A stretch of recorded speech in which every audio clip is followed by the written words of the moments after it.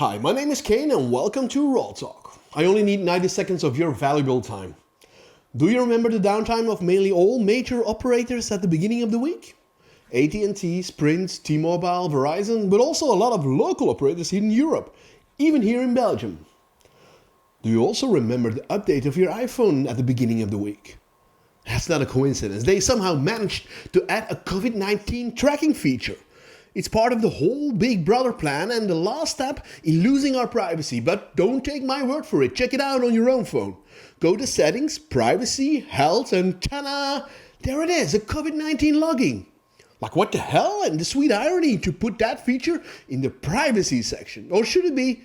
Used to be privacy.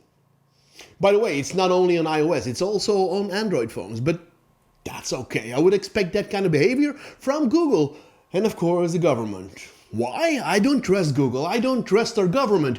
But the main reason I only use Apple because they value my privacy, they protect my privacy, they don't even help the FBI to unlock some terrorist phone, but somehow they thought it was a good idea to add COVID tracking in their OS.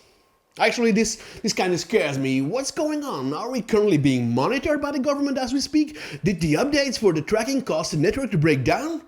My settings were still disabled, but check yours. Make some awareness and let people know that maybe your operator or provider or even mobile phone manufacturer could enable this at their sole discretion.